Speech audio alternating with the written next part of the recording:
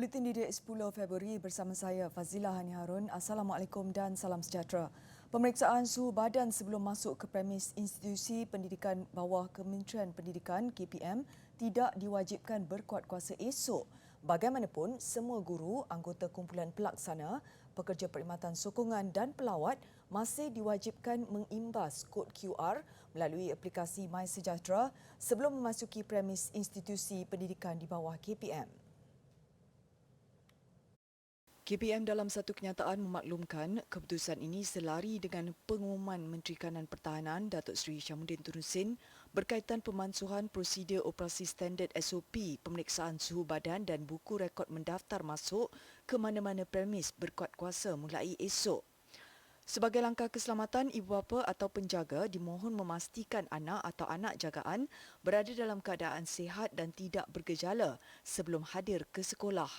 Murid yang bergejala atau mempunyai ahli keluarga yang disahkan positif COVID-19 serta tinggal serumah adalah tidak dibenarkan untuk hadir ke sekolah. Tahap kesihatan murid semasa berada di sekolah akan dipantau secara berterusan bagi memastikan murid yang bergejala diasingkan di bilik isolasi untuk tindakan selanjutnya. KPM juga menyarankan ketetapan ini turut terpakai di semua institusi pendidikan yang tidak berdaftar dengan KPM. 3 lagi kluster pendidikan direkodkan di Sabah semalam iaitu di Beluran, Keningau dan Kinabatangan. Bagaimanapun, kes indeks dalam 3 kluster tersebut dikategorikan tahap 1 dan 2 serta telah diasingkan untuk diberi rawatan yang sesuai.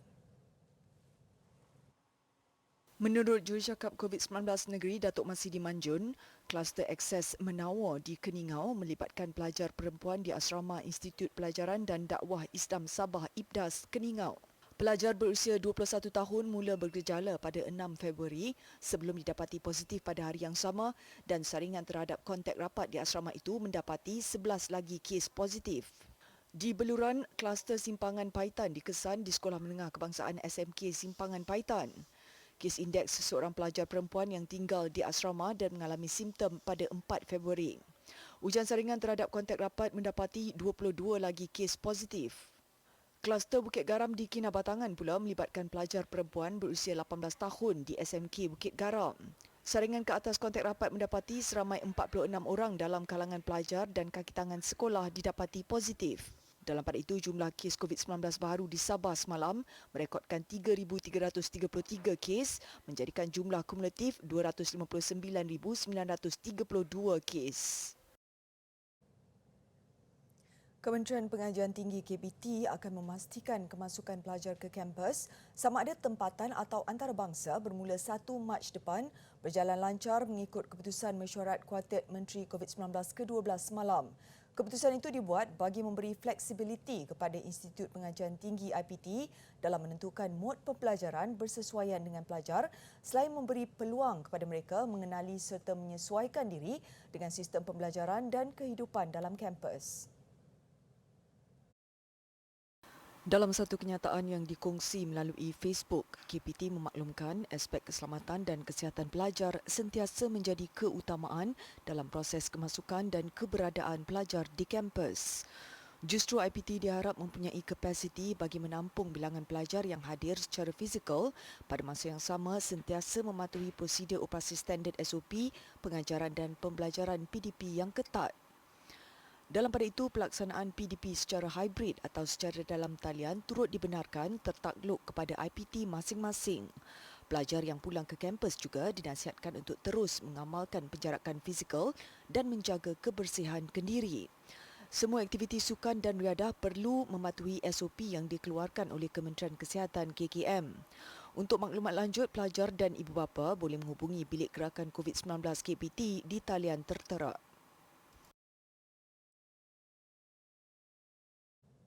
Dalam memastikan kebajikan pelajar tahfiz sentiasa terjaga, Pemangku Raja Pahang Tengku Hassanal Ibrahim Alam Shah Al-Sultan Abdullah Riayatuddin Al-Mustafa Billah Shah bertitah supaya pusat tahfiz di Pahang ditadbir urus dengan baik dan profesional. Aspek keselamatan perlu sentiasa dititik beratkan supaya kemalangan tidak diingini dapat dielakkan selain sesi pembelajaran dapat berjalan dengan lancar. Ketiga ini mempunyai lebih 100 pusat tahfiz persendirian dan swasta yang telah dibangunkan. Namun bilangan tersebut tidak seharusnya dibanggakan sekiranya pengurusannya lemah, asramanya usang, atapnya bocor dan kebajikan pelajar tidak terjaga. Justru baginda berharap pembukaan pusat tahfiz baru perlu disemak dengan lebih teliti pada masa akan datang. Selain pusat tahfiz sedia ada juga perlu sentiasa diperiksa demi kebaikan semua pihak terutamanya pelajar. Baginda bertitah demikian pada Majlis Pengurniaan Anugerah Kecemerlangan dan Khatam Hafazan Al-Quran Ma'had Tahfiz Negeri Pahang MTNP 2021 hari ini.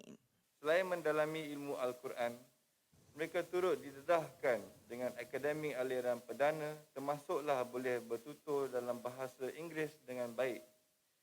Sudah tentu masa depan yang gemilang dan terjamin buat umat Islam apabila ramai dalam kalangan pemimpin serta golongan profesional di negara kita nanti akan terdiri daripada para penghafaz Al-Quran. Pada majlis itu, Tengku Hasanal berkenan mengurniakan sijil kecemerlangan kepada 57 pelajar MTNP atas pencapaian masing-masing.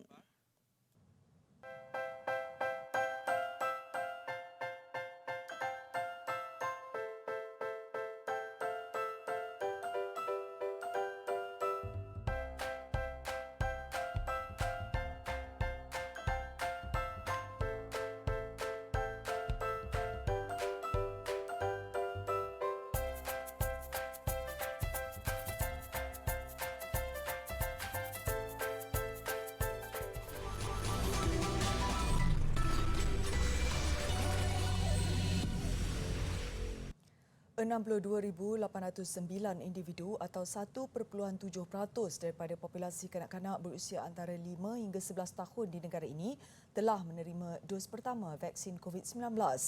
Mengikut laman Sesawang COVID Now, kanak-kanak berkenaan menerima suntikan vaksin melalui program imunisasi COVID-19 kebangsaan kanak-kanak Peak Kids yang dilancarkan sejak 3 Februari lalu. Selemasa antara dos pertama dan dos kedua adalah selama 8 minggu. Bagi populasi remaja berusia antara 12 hingga 17 tahun pula, 88.8% atau lebih 2.7 juta individu telah melengkapkan vaksinasi mereka. Manakala 91.3% atau lebih 2.8 juta individu menerima sekurang-kurangnya satu dos vaksin. Sementara itu, bagi populasi dewasa, 54.5% atau lebih 12.7 juta individu di negara ini telah menerima dos penggalak. 98% atau lebih 22.9 juta individu daripada golongan itu telah melengkapkan vaksinasi mereka. Manakala 99.2% atau lebih 23.2 juta individu telah menerima sekurang-kurangnya satu dos vaksin. Sementara itu, Melaka mensasarkan 50% atau 49,300 daripada 98,600 kanak-kanak di negeri itu menerima suntikan vaksin COVID-19 menerusi Peak Kids akhir bulan ini. Exco Kesihatan Negeri Dr. Muhammad Akmal Saleh berkata, sejak pendaftaran dibuka melalui aplikasi MySejahtera awal bulan ini, lebih 15,000 ibu bapa yang memiliki anak berusia antara 5 hingga 11 tahun menyatakan persetujuan membenarkan anak mereka menerima vaksin. Fokus kita pada hari ini adalah bila kita dapat vaksin adalah kita nak mengurangkan tahap keseriusan apabila dijangkit. Kena sedar sebab apa? Kalau kita bayangkan, kita tengok balik angka, hari ini nombor positif COVID meningkat. Betul. Tetapi tahap keseriusan, tahap kemasukan ke hospital rendah dan juga kemasukan ke ICU pun rendah. Beliau berkata demikian kepada media selepas meninjau operasi pusat pemberian vaksin PPV di Dewan Datuk Ahmad Isnin Merlimau Melaka pagi tadi. Kehadiran maskot turut menceriakan suasana di PPV ini. 7 PPV terbabit dalam Peak Kids di Melaka yang dibuka bermula semalam. Dalam tempoh 24 jam semalam, 1,360 kanak-kanak sudah menerima suntikan vaksin COVID-19. Saranan untuk kerajaan ini amat bagus. Jadi tak perlu takut. Kita ikut apa yang doktor kata. Jadi sikit sebanyak dia mengurangkan rasa takut ibu bapa untuk menghantar anak-anak mereka untuk pergi ke vaksin sebenarnya. Jangan takut ambil vaksin. Ambil je vaksin untuk pelindungan anak lah kan. Daripada kena sakit, baik ambil vaksin.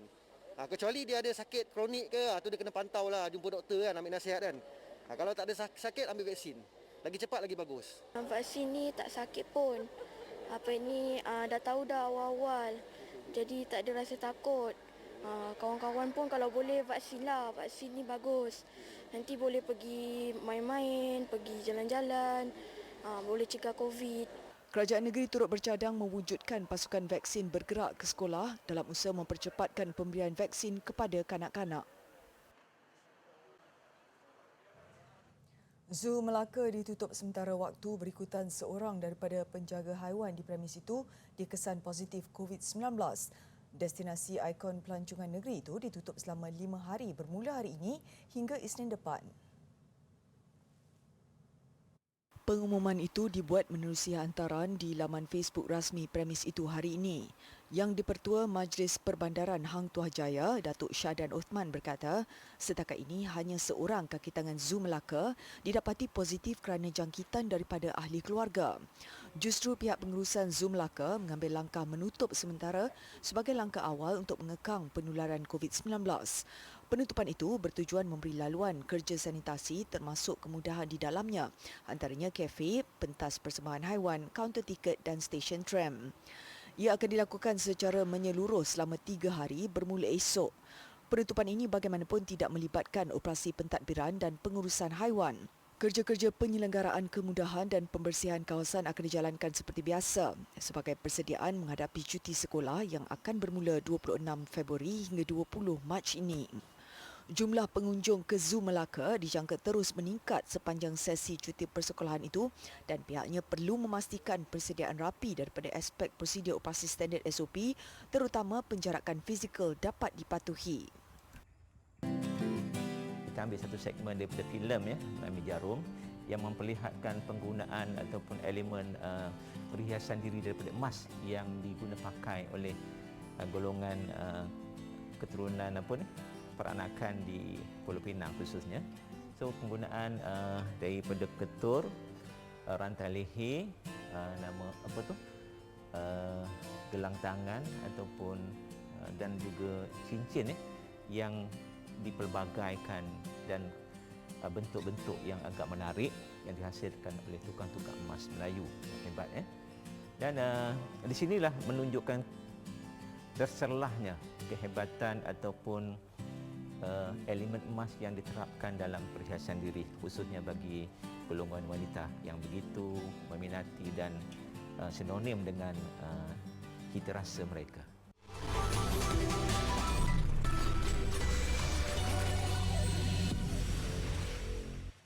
Bertemu kembali. 20 juta ringgit daripada terimaan zakat diperuntuk dan dibelanjakan Majlis Agama Islam dan Adat Istiadat Negeri Kelantan MAIK bagi agihan zakat pendidikan kepada 8 kategori asnaf di seluruh negeri itu setiap tahun. Ia melibatkan bantuan keuangan kepada penerima seawal usia 7 tahun yang dipantau sehingga peringkat pengajian tinggi dalam pelbagai bidang termasuk pelajar luar negara.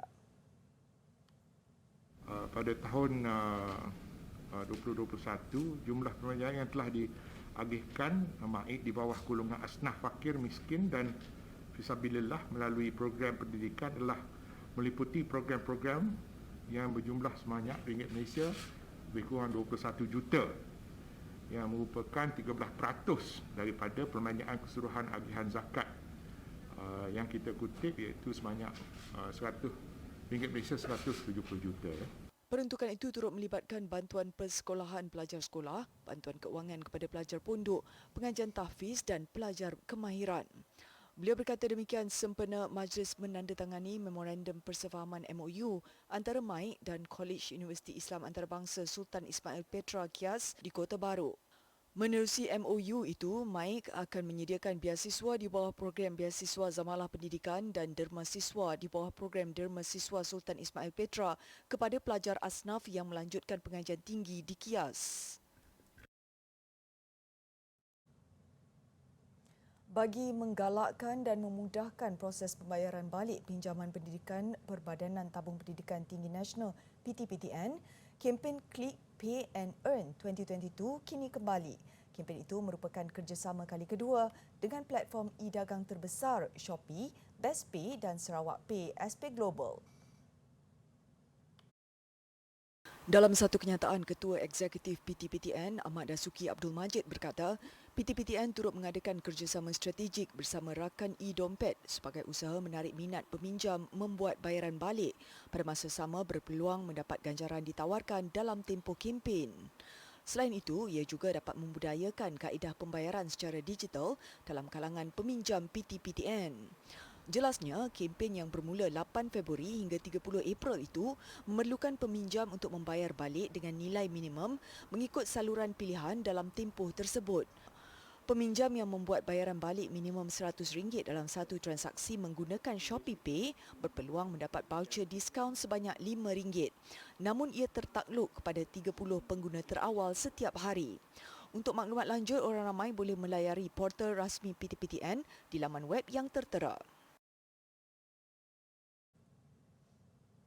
Indonesia memulakan ujian vaksin COVID-19 buatan sendiri ke atas manusia selepas mendapat lampu hijau daripada Badan Pengawal Perubatan. Fasa 1 membabitkan individu secara sukarela 90 dewasa, manakala fasa 2 seramai 405 dewasa. Vaksin berkenaan dinamakan Merah Putih atau Red White sempena warna bendera Republik itu dan penyelidikan vaksin tersebut diketuai Universiti Airlangga dan Biotis Pharmaceutical Indonesia. Projek vaksin Merah Putih yang berdepan penangguhan sejak dimulakan pada 2020 dijangka akan digunakan menjelang pertengahan tahun ini sekiranya ujian percubaan berjaya. Menteri Kesihatan Budi Gunadi Sadikin berkata, vaksin terbabit juga boleh digunakan sebagai dos penggalak atau dos untuk kanak-kanak berusia 3 hingga 6 tahun. Dekan Universiti Airlangga, Muhammad Nasir memaklumkan vaksin Merah Putih sudah mendapat pengiktirafan halal daripada Majlis Ulama Indonesia. Indonesia ketika ini sudah meluluskan 13 jenis vaksin dan dos penggalak tetapi kebanyakannya menggunakan vaksin buatan China. Vaksinasi negara itu agak perlahan dengan kira-kira 48% diberi 2 dos vaksin dan hanya 5 juta rakyatnya diberikan dos penggalak.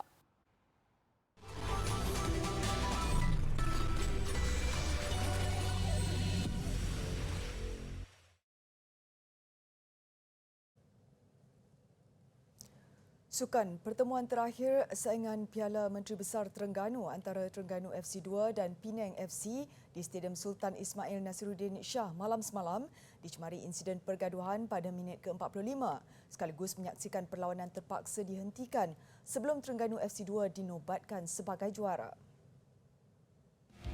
Aksi panas bermula sebaik sepakan penalti skuad Harimau Kumbang yang diambil ketua pasukan Enrique Dos Santos gagal disempurnakannya.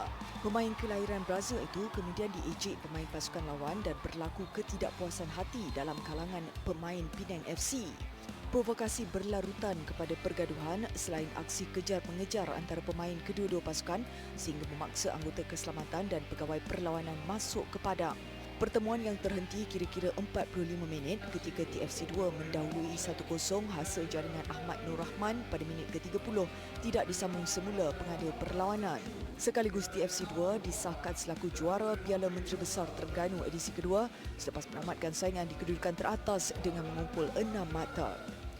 Saya tiada sasakan kejuaraan untuk zona ni. Kalau juara bonus, yang penting persediaan pemain itu lagi penting. Dan kita tengok pemain saya pun dari segi minit bermain rasa semua satu level untuk bermain. Yang tu paling penting, dan yang penting sekali tiada kecederaan lah pemain setakat ni. Itu yang paling penting, saya tak nak terjadi seperti sebelum ni.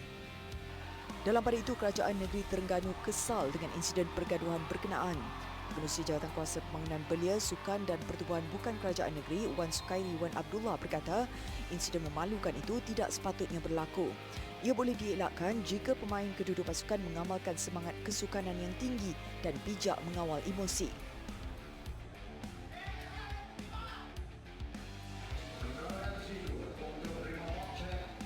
Konfederasi Hoki Malaysia KHM bakal mengumumkan jurulatih skuad Program Pembangunan Hoki Negara NHDP tidak lama lagi. Ia akan disusuli dengan pengumuman barisan pemain dalam penampilan sulung pasukan itu bagi saingan Liga Hoki Malaysia yang akan bermula 18 Februari ini. Menurut Presiden KHM, Datuk Seri Subhan Kamal, pengumuman nama barisan pemain akan dilakukan oleh pengarah teknikal pembangunan dan skuad projek khas KHM, Paul Remington. Datuk Seri Subhan optimis skuad itu akan berupaya melakar kejutan pada saingan LHM yang akan membuka tirainya 18 Februari hingga 31 Mac ini. Selain skuad pembangunan KHM, 6 lagi pasukan yang berentap dalam kempen LHM 2022 bagi saingan lelaki. Sementara kategori wanita, 3 pasukan baharu iaitu Negeri Sembilan Girls, Sarawak dan skuad pembangunan KHM akan berentap bersama-sama Mutiara Impian, MSS PP, PSHA, Sabah dan KPT Unit 10 Thunderbolts. Jawatankuasa pertandingan KHM juga dijangka akan memberi pencerahan mengenai kemasukan penonton ke venue selepas mengadakan mesyuarat bersama Majlis Keselamatan Negara dan Majlis Sukan Negara Sabtu ini. Dalam pada itu turut berlangsung Majlis Penyerahan Peralatan Sukan NHDP 2022. Kesemua pusat latihan NHDP di 14 negeri menerima peralatan sukan hoki ternama antarabangsa seperti set pakaian pertandingan dan latihan, kayu hoki, bola serta set kon.